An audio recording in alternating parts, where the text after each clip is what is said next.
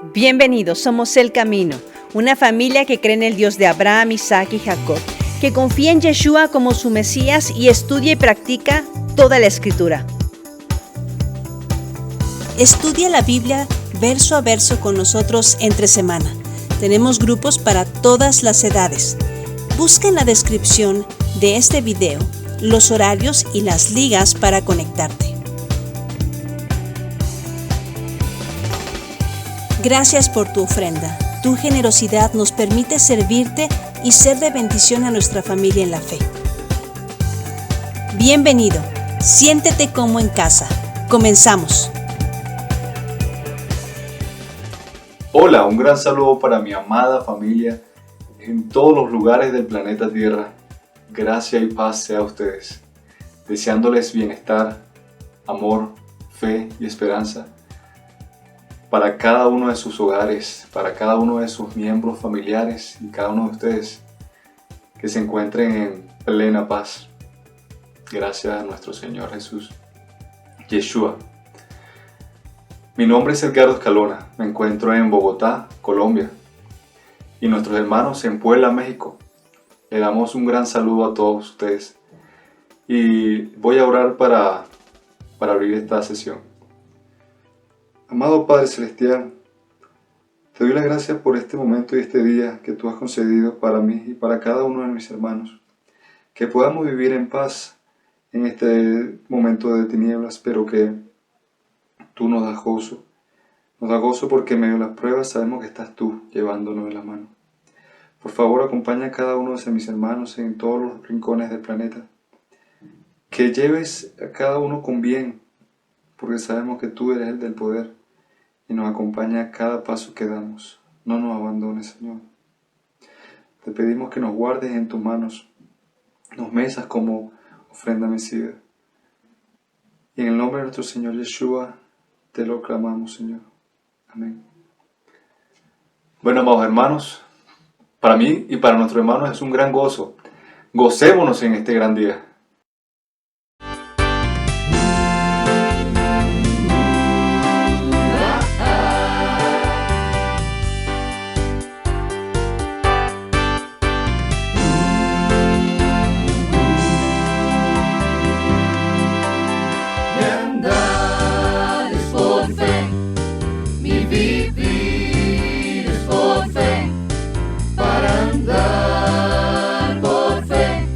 Confío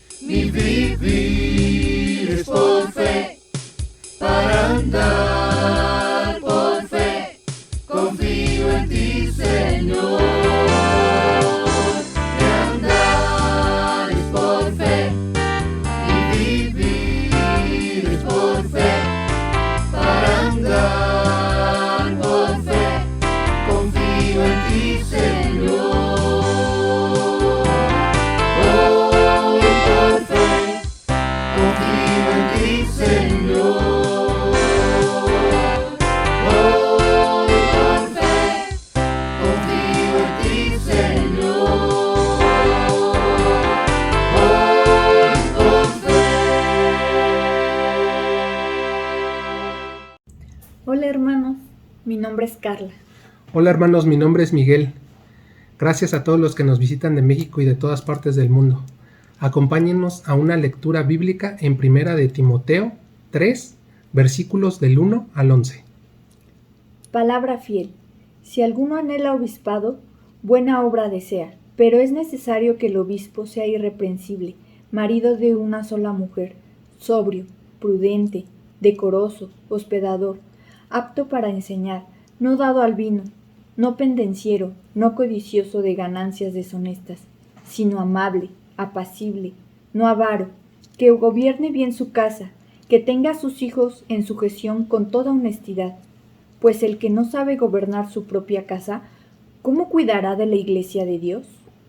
No un neófito, no sea que envaneciéndose caiga en la condenación del diablo. También es necesario que tenga un buen testimonio de los de afuera, para que no caiga en descrédito y en lazo del diablo.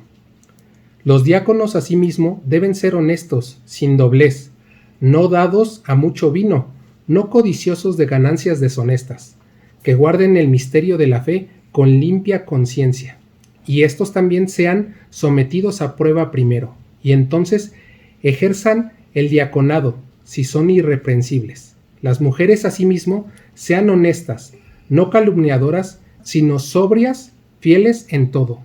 Amén. Amén.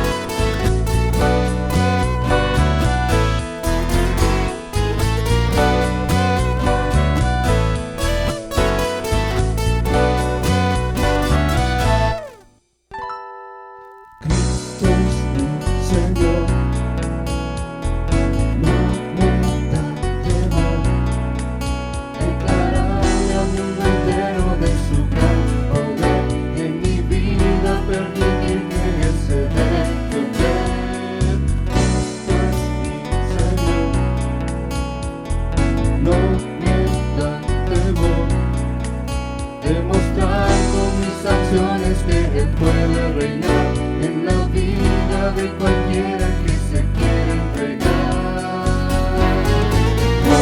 Jesucristo, no me detendré de doblar mi rodilla y mi ser ante tu majestad.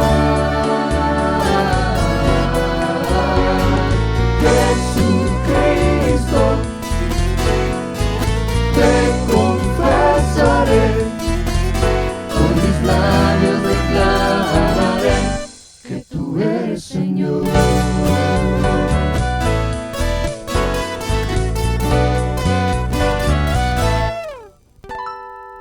Cristo es mi Señor, no me da temor declararle al mundo entero de su gran poder. En mi vida permitir que Él se deje ver. Cristo es mi Señor, no me da temor demostrar con mis acciones que Él puede reinar en la vida de cualquiera que se quiera entregar. Jesucristo, no me detendré de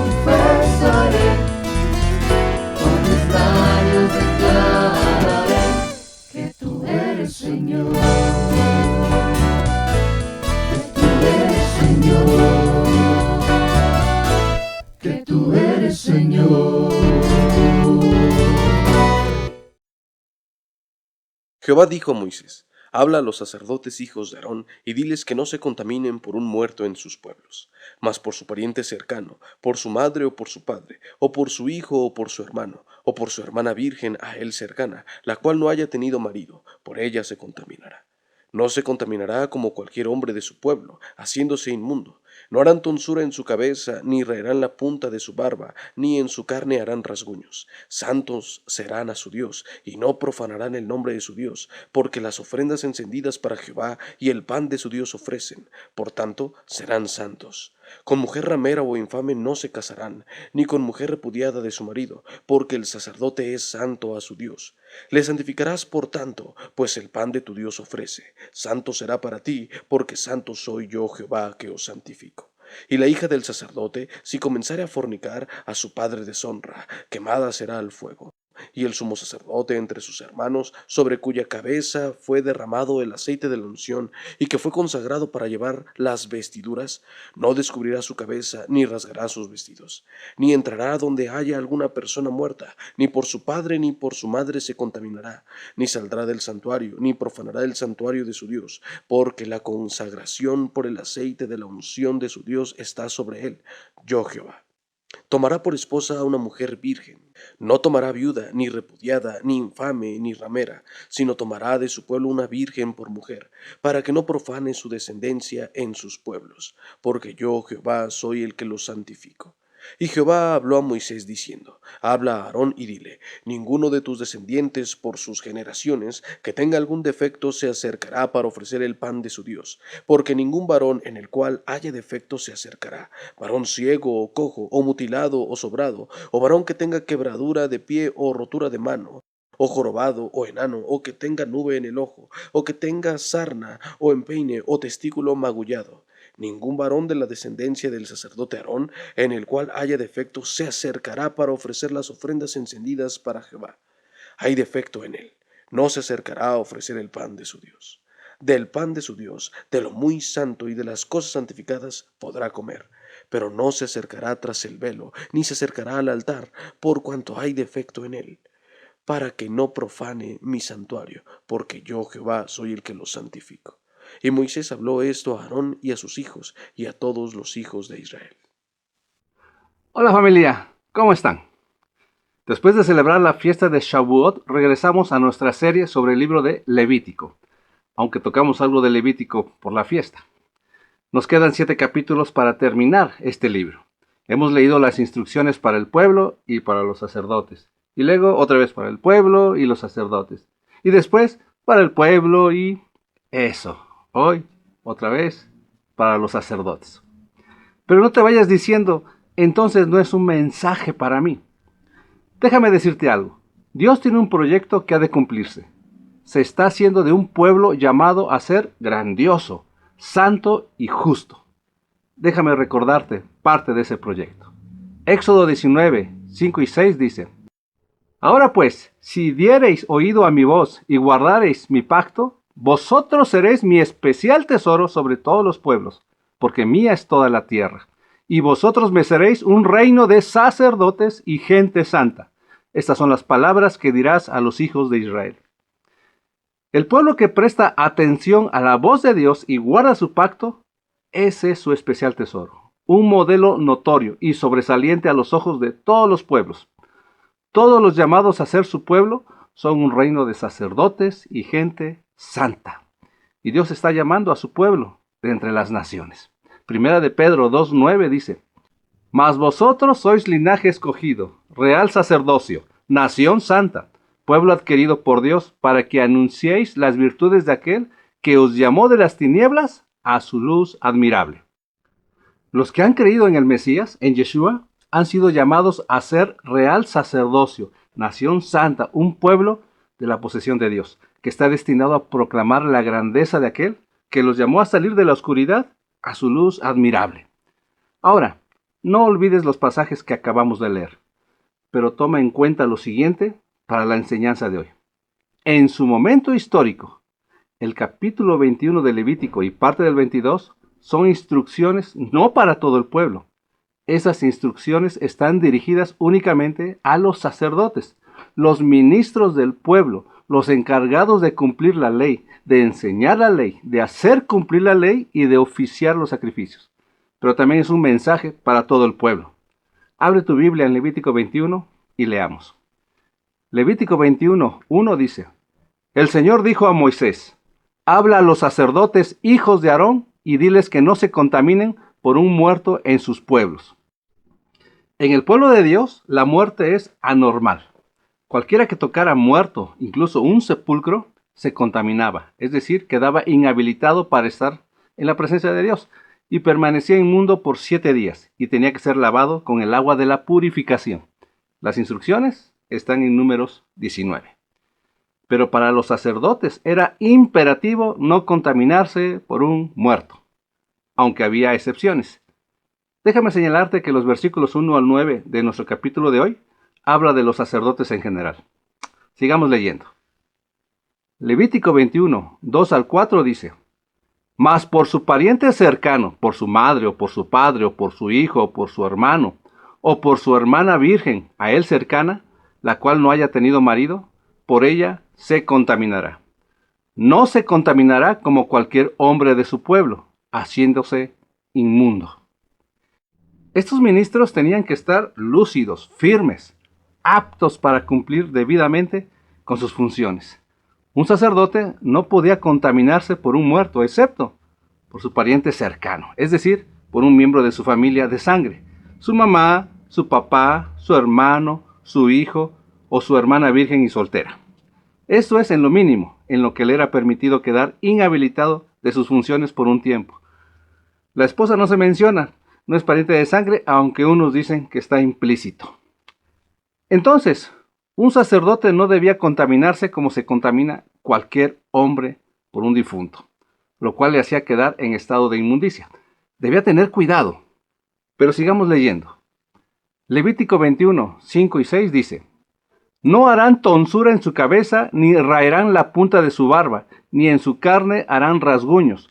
Santos serán a su Dios, y no profanarán el nombre de su Dios, porque las ofrendas encendidas para el Señor y el pan de su Dios ofrecen.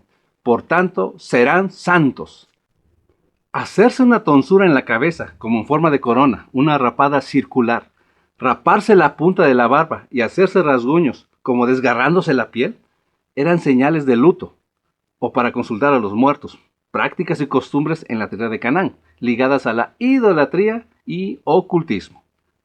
El sacerdote de Dios no debía aprender a hacer según las abominaciones de aquella tierra que iban a heredar, pues eran los que se acercaban a la presencia de Dios para ofrecer ofrendas encendidas. Y no habían de profanar el nombre de Dios. Tenían que ser santos delante de Dios. El perfil de un sacerdote era alto y su conducta notoria. Pero sigamos leyendo. Levítico 21, 7 al 9 dice: Con mujer ramera o infame no se casarán, ni con mujer repudiada de su marido, porque el sacerdote es santo a su Dios. Le santificarás, por tanto, pues el pan de tu Dios ofrece. Santo será para ti, porque santo soy yo el Señor, que os santifico. Y la hija del sacerdote, si comenzare a fornicar, a su padre deshonra, quemada será al fuego. Ya con estas instrucciones, los sacerdotes sabían con quién debían casarse, en quién no debían fijarse. No debían tomar una mujer fornicaria, ni divorciada, y la hija debía ser bien instruida para no caer en la fornicación, pues si empezaba a fornicar, la deshonra para su padre sería profunda y dolorosa, tanto que la pena era ser quemada al fuego. Oh, cuántas hijas de ministros de Dios se han quemado por la fornicación. Y los padres cómo han sufrido la deshonra. Y aunque aquí no se menciona al hijo, el mensaje también se puede tomar para él, pues también se quema si anda fornicando. Instruyamos en la pureza a nuestros hijos, a guardarse de fornicaciones. Ahora, del versículo 10 al 23, pasamos a las instrucciones para el sumo sacerdote. Sigamos leyendo. Levítico 21, 10 al 12 dice: Y el sumo sacerdote entre sus hermanos, sobre cuya cabeza fue derramado el aceite de la unción, y que fue consagrado para llevar las vestiduras, no descubrirá su cabeza, ni rasgará sus vestidos, ni entrará donde haya alguna persona muerta, ni por su padre, ni por su madre se contaminará, ni saldrá del santuario, ni profanará el santuario de su Dios, porque la consagración por el aceite de la unción de su Dios está sobre él. Yo, el Señor. Las instrucciones son parecidas a los de los sacerdotes. El sumo sacerdote llevaba la vestidura sagrada. Era el único que podía entrar al lugar santísimo una vez al año. No le era permitido descubrirse la cabeza, es decir, dejarse el cabello como suelto, ni rasgarse sus vestidos, pues eso era señal de duelo por un muerto. No debía estar dentro de una casa donde hubiera un cadáver. No le era permitido participar en algún tipo de funeral, ni siquiera por sus padres. Y mientras portaba las vestiduras sagradas, porque estaba ministrando, no debía salir del santuario ni por la muerte de sus seres amados. Si salía del santuario, fuera de la presencia de Dios, o se descubría la cabeza en señal de duelo, ¿qué pasaba? Vamos a recordarlo. Levítico 10, 6 y 7 dice: Entonces Moisés dijo a Aarón y a Eleazar y a Itamar sus hijos: No descubráis vuestras cabezas ni rasguéis vuestros vestidos, para que no muráis, ni se levante la ira sobre toda la congregación.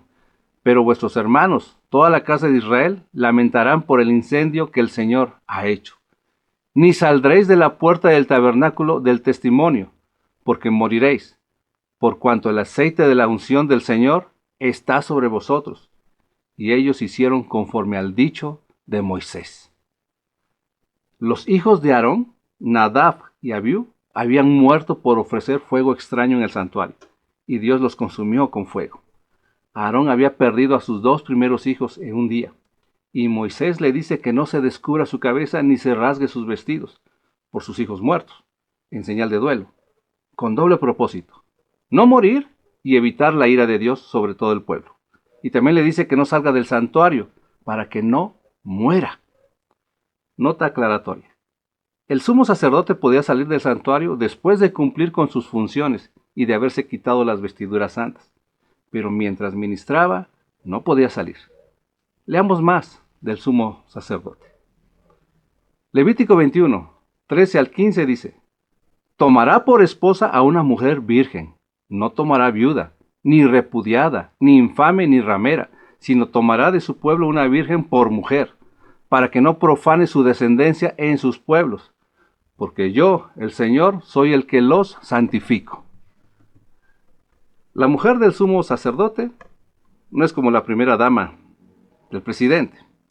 Las expectativas del sumo sacerdote sobre quien fuera su mujer eran muy altas y estrictas. Su mujer sería de muy alto nivel, no viuda, no divorciada, no adúltera, ni fornicaria. Tenía que ser virgen, pura, en toda la extensión de la palabra. Él debía saber escogerla. Qué estricto. Pero no te parecerá así cuando consideremos la figura profética, que es impresionante. Nosotros, los que hemos creído en el Mesías, no somos sumos sacerdotes. El único sumo sacerdote es Yeshua, y nosotros sus sacerdotes. Pero bueno es imitarle. ¿Cómo es la esposa de nuestro sumo sacerdote? Pablo da unas instrucciones a los esposos y esposas, tomando de ejemplo a Yeshua y su esposa. Leamos. Efesios 5, 24 al 30 dice: Así que, como la iglesia está sujeta a Cristo, así también las casadas lo estén a sus maridos en todo.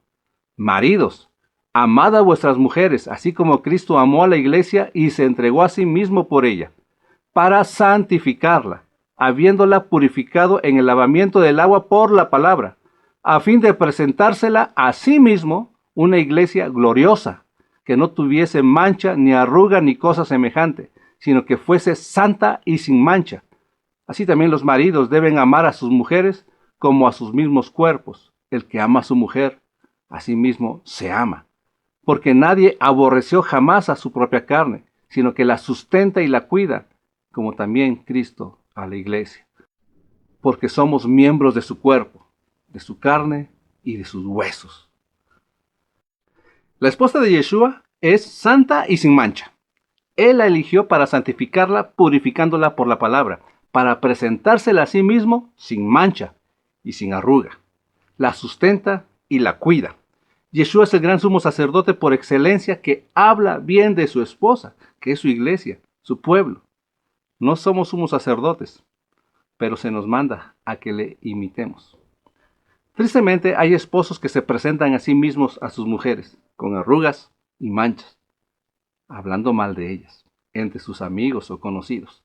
Y esposas que hacen lo mismo, presentan a sus esposos con defectos, entre sus amigas y conocidas, hablando mal de ellos. Joven, elige bien a tu esposa y nunca te atrevas a hablar mal de ella con tus conocidos. Preséntatela a ti mismo como una mujer gloriosa. Cuídala y susténtala. Y joven mujer, has de respetar a tu esposo entre tus conocidos. Preséntatelo a ti misma, considerando siempre tu conducta y pureza.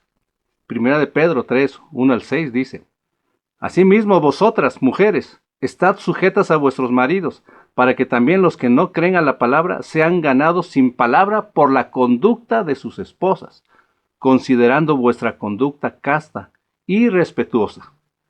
Vuestro atavío no sea el externo de peinados ostentosos, de adornos de oro o de vestidos lujosos, sino el interno, el del corazón, en el incorruptible ornato de un espíritu afable y apacible, que es de grande estima delante de Dios, porque así también se ataviaban en otro tiempo aquellas santas mujeres que esperaban en Dios, estando sujetas a sus maridos, como Sara obedecía a Abraham, llamándole Señor, de la cual vosotras habéis venido a ser hijas, si hacéis el bien, sin temer ninguna amenaza.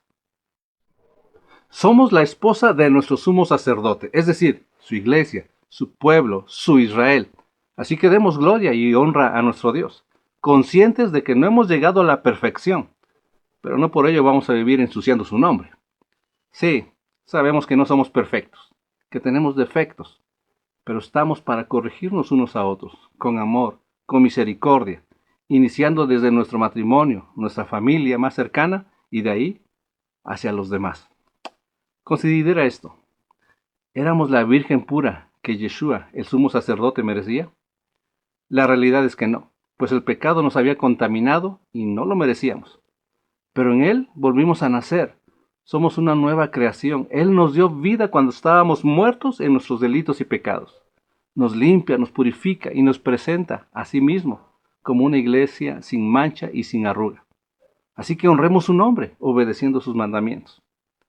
Pero aún hay más sobre el sumo sacerdote. Leamos. Levítico 21, 16 al 23 dice: Y el Señor habló a Moisés diciendo: Habla a Aarón y dile: Ninguno de tus descendientes por sus generaciones que tenga algún defecto se acercará para ofrecer el pan de su Dios, porque ningún varón en el cual haya defecto se acercará, varón ciego, o cojo, o mutilado, o sobrado, o varón que tenga quebradura de pie, o rotura de mano, o jorobado, o enano, o que tenga nube en el ojo, o que tenga sarna, o empeine, o testículo magullado. Ningún varón de la descendencia del sacerdote Aarón, en el cual haya defecto, se acercará para ofrecer las ofrendas encendidas para el Señor. Hay defecto en él. No se acercará a ofrecer el pan de su Dios. Del pan de su Dios, de lo muy santo y de las cosas santificadas, podrá comer, pero no se acercará tras el velo, ni se acercará al altar, por cuanto hay defecto en él, para que no profane mi santuario, porque yo el Señor soy el que lo santifico. El sumo sacerdote era el único que podía acercarse al lugar más santo para presentar las ofrendas, pero no debía tener defecto físico, pues quedaría inhabilitado de sus funciones en el cargo más sublime. Los sumos sacerdotes eran varones físicamente perfectos. Estos ministros eran sobresalientes y conocidos delante de todo el pueblo. Y cuando fallaban, había consecuencias terribles, para ellos y para el pueblo. Pero, ¿qué pasaba con aquellos varones que, aunque fueran hijos de Aarón y primogénitos, por tener defectos físicos no podían acercarse? Dios apartará de sí a los ciegos, los cojos, los mutilados o sobrados, o los que tuviesen pie quebrado o mano rota o cualquier otro defecto. Muchos de nosotros somos imperfectos físicamente. Yo tengo mi brazo lastimado y no puedo doblarlo. Además soy tartamudo. ¿Qué oportunidad tenemos para servir a Dios en su santuario cuando Él demanda perfección?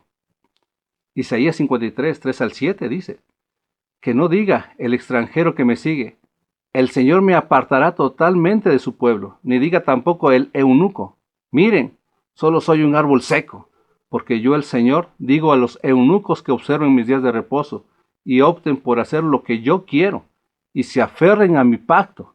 En mi casa y dentro de los muros de mi ciudad los haré más famosos que si hubieran tenido hijos e hijas. Les daré un nombre perpetuo que jamás será olvidado.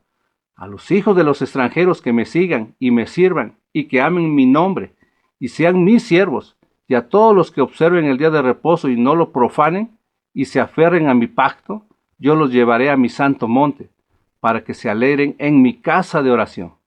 Sus holocaustos y sus sacrificios serán bien recibidos sobre mi altar, porque mi casa será llamada casa de oración para todos los pueblos. ¿Cómo puede ser esto? ¿Cómo es que Dios lo hará realidad? Es porque Él transformará nuestros cuerpos a cuerpos incorruptibles. Primera de Corintios 15, versos 42, 43 y 49 al 53 dicen: Así también es la resurrección de los muertos. Se siembra en corrupción, resucitará en incorrupción. Se siembra en deshonra, resucitará en gloria. Se siembra en debilidad, resucitará en poder. Y así como hemos traído la imagen del terrenal, traeremos también la imagen del celestial. Pero esto digo, hermanos, que la carne y la sangre no pueden heredar el reino de Dios, ni la corrupción hereda la incorrupción. Y aquí os digo un misterio: no todos dormiremos, pero todos seremos transformados en un momento, en un abrir y cerrar de ojos, a la final trompeta, porque se tocará la trompeta, y los muertos serán resucitados incorruptibles, y nosotros seremos transformados, porque es necesario que esto corruptible se vista de incorrupción, y esto mortal se vista de inmortalidad. Un día estaremos en la casa de Dios, en su casa de oración, para ministrar ahí, con un cuerpo incorruptible. Pero era necesario que las figuras de las cosas celestiales nos enseñaran primero el misterio de lo verdadero, que es el tabernáculo celestial, donde no hay corrupción. Leamos cómo termina este capítulo y luego reflexionemos sobre él. Levítico 21, 24 dice: Y Moisés habló esto a Aarón y a sus hijos, y a todos los hijos de Israel. Moisés dio a conocer esas instrucciones de Dios a Aarón y a sus hijos, pero también a todo el pueblo. Todos los hijos de Israel supieron lo importante que son el sumo sacerdote y los sacerdotes. Ellos supieron y debían entender que estos ministros habían sido puestos para servir al pueblo, dando ejemplo de santidad. Los ministros de hoy, pastores, maestros, evangelistas, ancianos, diáconos, etc., todos los que están para servir a Dios, deben tener cuidado de no andar involucrados con la muerte, con la inmoralidad sexual y con todo aquello que lo contamine y lo deshabilite para presentarse delante de Dios y servirle. Y debe cuidar bien de su familia. Primera de Timoteo 3, 1 al 7 dice: Palabra fiel, si alguno anhela obispado, buena obra desea, pero es necesario que el obispo sea irreprensible, marido de una sola mujer, sobrio, prudente, decoroso, hospedador, apto para enseñar, no dado al vino, no pendenciero, no codicioso de ganancias deshonestas, sino amable, apacible, no avaro, que gobierne bien su casa, que tenga a sus hijos en sujeción con toda honestidad. Pues el que no sabe gobernar su propia casa, ¿cómo cuidará de la iglesia de Dios? No un neófito, no sea que envaneciéndose caiga en la condenación del diablo. También es necesario que tengan buen testimonio de los de afuera, para que no caiga en descrédito y en lazo del diablo. El perfil de un ministro de Dios sigue siendo alto. Pablo nos inventa estas características que deben tener los líderes de la iglesia. Él conoce la ley. Es necesario que los ministros abracen esas instrucciones, pero también es necesario que todo el pueblo, que todos los creyentes sepan y entiendan el peso que llevan ellos. ¿Qué vamos a hacer con los que nos ministran la palabra de Dios? Con los que nos llevan a la ley y al testimonio. Primera de Corintios 4, 1 y 2 dice: Así pues, ténganos los hombres por servidores de Cristo y administradores de los misterios de Dios. Ahora bien, se requiere de los administradores que cada uno sea hallado fiel. ¿En qué concepto debemos tener a los ministros de Dios, de Yeshua? solo como servidores y administradores de Dios. No más ni menos. El ministro debe ser fiel, cumpliendo bien con sus labores, pero hay una responsabilidad en los demás. Entender que solo son servidores y administradores, y que debemos orar por ellos y sujetarnos a ellos. Sí, Moisés dio las instrucciones a los sacerdotes, pero también se lo dijo al pueblo. Lo tenían que saber. Y no debemos darles un concepto más alto que el que deben de tener. Cuando alguien empieza a admirar a un ministro y se fascina con él, puede estar en peligro de desobediencia y de idolatría. Ezequiel 33, 30 al 32 dice: Y tú, hijo de hombre, los hijos de tu pueblo se mofan de ti junto a las paredes y a las puertas de las casas, y habla el uno con el otro, cada uno con su hermano, diciendo: Venid ahora y oíd qué palabra sale del Señor. Y vendrán a ti como viene el pueblo, y se estarán delante de ti, mi pueblo, y oirán tus palabras, y no las pondrán por obra. Antes hacen halagos con sus bocas, y el corazón de ellos anda en pos de su avaricia. Y he aquí que tú eres a ellos como un cantor de amores, gracioso de voz y que canta bien, y oirán tus palabras, mas no las pondrán por obra. Ezequiel era un sacerdote, hablaba la palabra de Dios, pero lo veían como un cantor de amores que canta bien. Para aquellos hombres era alguien que hablaba bonito y les encantaba. Oían la palabra de Dios, pero no la ponían por obra. Un ministro de Dios no está para complacer a los oyentes, está para ministrar la palabra de Dios, está para servir a Dios y a su pueblo. Y el pueblo debe entenderlo para cuidar de ellos también, porque tendrán que dar cuenta al que los llamó para servir en el ministerio. Hebreos 13, 17 dice: Obedeced a vuestros pastores y sujetaos a ellos, porque ellos velan por vuestras almas, como quienes han de dar cuenta, para que lo hagan con alegría y no quejándose, porque esto no es provechoso. Este versículo nos reta a todos. Ministros y todos los creyentes tenemos una responsabilidad fuerte que nos ha sido confiada de parte de Dios. Los ministros deben velar por los miembros del cuerpo de Cristo y los demás deben obedecerles y sujetarse a ellos, sabiendo que darán cuenta al que los llamó a esas funciones y para que ellos cuiden de la iglesia con alegría, sin queja alguna, para que sea de provecho. Pero, ¿qué pasa cuando el pueblo solo se queja y no quiere sumarse a un ministerio para servir a otros? Si hemos creído en Cristo y Él es nuestro sumo sacerdote, todos somos sus sacerdotes. Todos debemos ministrar, pues Dios nos ha dado dones y talentos para servirle a Él y a su pueblo. Los talentos son habilidades con las que nacemos. ¿Se te facilita cantar, tocar un instrumento, dibujar, hacer esculturas, tejer, cocinar, hacer operaciones matemáticas, decorar? Usa estas habilidades y perfecciónalas brindándole a Dios lo que haces. Y los dones del Espíritu. Bueno, un don es un regalo, es el poder que Dios te da para edificar a su pueblo. Veamos en algunos pasajes estos dones. Romanos 12, 6 al 8 dice: De manera que, teniendo diferentes dones, según la gracia que nos es dada, si el de profecía, úsese conforme a la medida de la fe, o si de servicio, en servir, o el que enseña, en la enseñanza, el que exhorta, en la exhortación, el que reparte, con liberalidad, el que preside, con solicitud, el que hace misericordia, con alegría. Primera de Corintios 12, 4 al 11 dice: Ahora bien, hay diversidad de dones, pero el Espíritu es el mismo. Y hay diversidad de ministerios, pero el Señor es el mismo.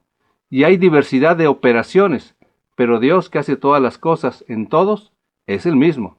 Pero a cada uno le es dada la manifestación del Espíritu para provecho, porque a éste es dada por el Espíritu palabra de sabiduría, a otro palabra de ciencia según el mismo Espíritu, a otro fe por el mismo Espíritu, y a otro dones de sanidades por el mismo Espíritu, a otro el hacer milagros, a otro profecía, a otro discernimiento de espíritus, a otro diversos géneros de lenguas, y a otro interpretación de lenguas. Pero todas estas cosas las hace uno y el mismo Espíritu, repartiendo a cada uno en particular como Él quiere. Primera de Corintios 12, 27 al 28 dice: Vosotros, pues, sois el cuerpo de Cristo y miembros cada uno en particular, y a unos puso Dios en la iglesia, primeramente apóstoles, luego profetas, lo tercero maestros, luego los que hacen milagros, después los que sanan, los que ayudan, los que administran, los que tienen don de lenguas. Efesios 4, 11 y 12 dice, y él mismo constituyó a unos apóstoles, a otros profetas, a otros evangelistas, a otros pastores y maestros, a fin de perfeccionar a los santos para la obra del ministerio, para la edificación del cuerpo de Cristo. Este es el reino de sacerdotes y gente santa. Si aún no sabes qué don del Espíritu Santo te ha sido dado, involúcrate en un ministerio y así descubrirás tu don. ¿En qué te gustaría servir? Y los que ya servimos, abramos espacios en los ministerios a nuestros hermanos para que así todos participemos y nos edifiquemos mutuamente en el amor de Dios, madurando la unidad hasta alcanzar la medida plena de la estatura de Yeshua. Vamos a orar. Padre nuestro que estás en el cielo, sea tu nombre santificado en medio de tu pueblo. Hoy te damos gracias por hacernos tu pueblo, tus siervos, tus sacerdotes por medio de Yeshua. Y queremos servirte como es digno. Ayúdanos. Danos un corazón sabio y entendido para usar los dones y talentos que nos has dado, para honra de tu nombre y para edificación de tu iglesia, de tu pueblo, para servirnos unos a otros con amor, con misericordia y con verdad. Perdónanos, porque muchas veces no te hemos servido con un corazón sincero, con plena conciencia de la obra que tú estás haciendo. Perdónanos porque muchas veces estamos tan ocupados en las cosas de este mundo que no ponemos el interés debido ni la atención en tus planes. Sí, Señor, porque tú tienes un plan perfecto y nos llamas a ser partícipes de tu obra. Pero aquí estamos. Tú conoces el corazón de cada uno de nosotros. Conoces nuestra disposición y nuestro sincero deseo de servir en tu iglesia. Te ruego, por tanto, que tú nos dirijas. Muéstranos cómo hemos de servir cada uno, en nuestra casa, con nuestra familia, con tu pueblo, en la comunidad donde podamos mostrar que somos tus hijos. Ayúdanos a cada uno, conforme al don que tú nos has dado, como tú has querido, para ministrar a los demás, como buenos administradores de la multiforme gracia, a fin de que tú seas glorificado en medio de tu pueblo y delante de todos los hombres, y por medio de Yeshua, nuestro sumo sacerdote. Y es así que en su nombre nos acercamos a ti, Señor, en el nombre que es sobre todo nombre, en el nombre de Yeshua, nuestro Salvador. Y a ti sea la gloria. Amén. Bendiciones, hermanos.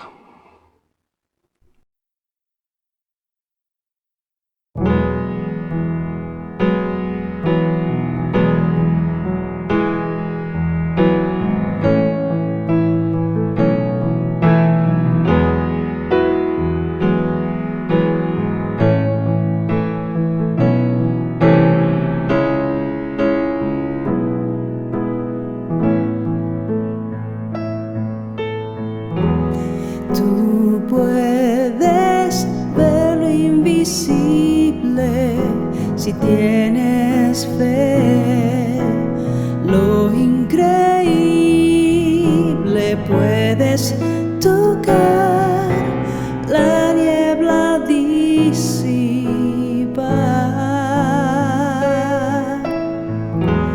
Teniendo la esperanza, verás la luz sin importar la oscuridad. Pronto el calor vendrá, dejando el frío atrás. Siento el calor, puedo mirar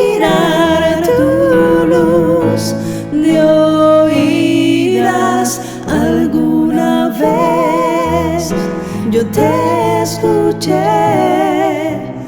mas al final mis ojos te ven a ti.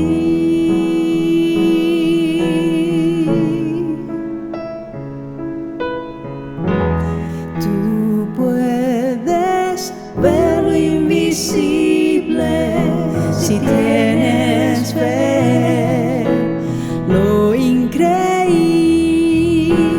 puedes tocar, la niebla disipar,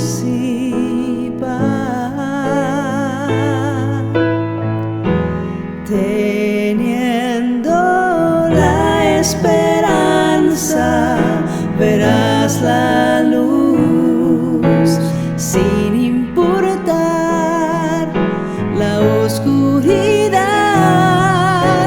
Pronto el calor vendrá, dejando el frío atrás.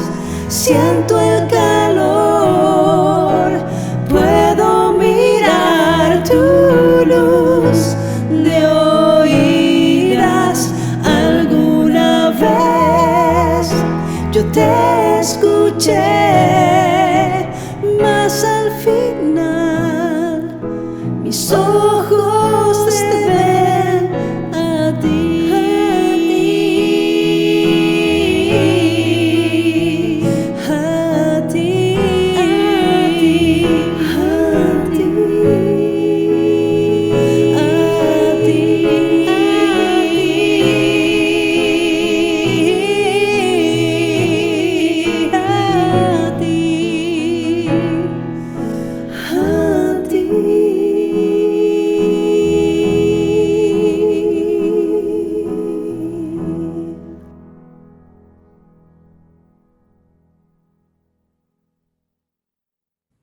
Hola hermanos, buenas tardes. Hoy nuevamente nos acercamos a la mesa del Señor para celebrar este memorial que nos hace recordar lo que hizo el Señor Jesús en esta tierra por nosotros.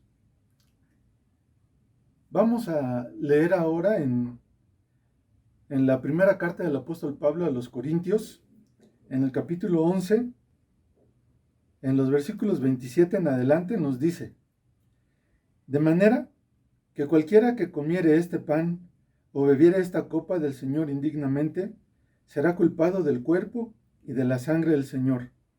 Por tanto, pruébese cada uno a sí mismo, y coma así del pan y beba de la copa.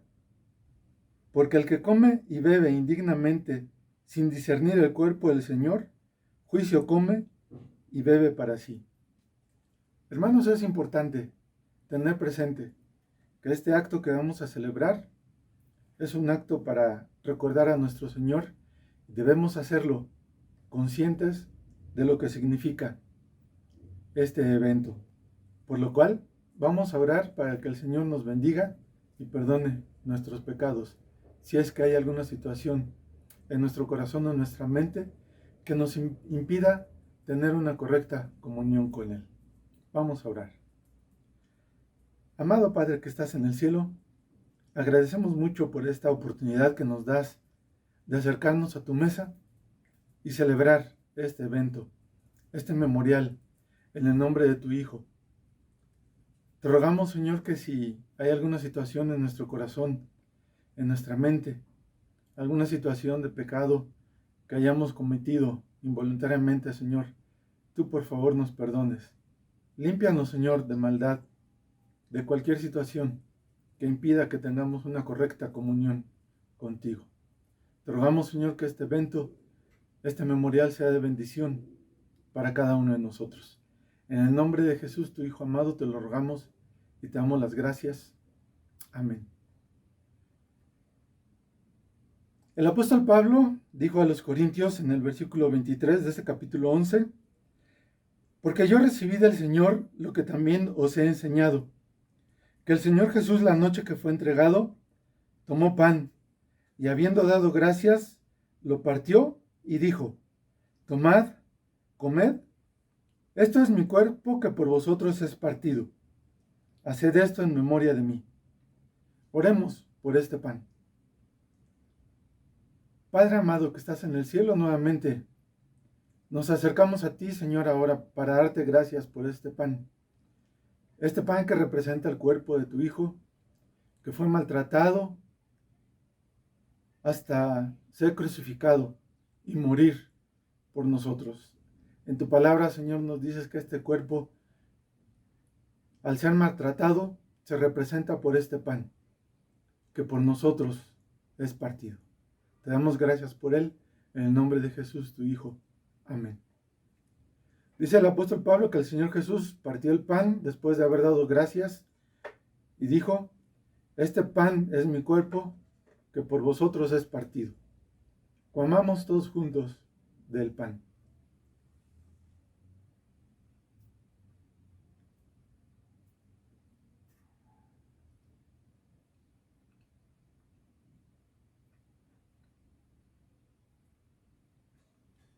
Continúa la escritura diciendo: asimismo, tomó también la copa después de haber cenado, diciendo: esta copa es el nuevo pacto en mi sangre. Haced esto todas las veces que la bebiereis en memoria de mí. Esta copa representa la sangre de nuestro Señor Jesucristo derramada en la cruz, por la cual tenemos perdón, por la cual tenemos remisión de nuestros pecados. Tomemos juntos de esta copa.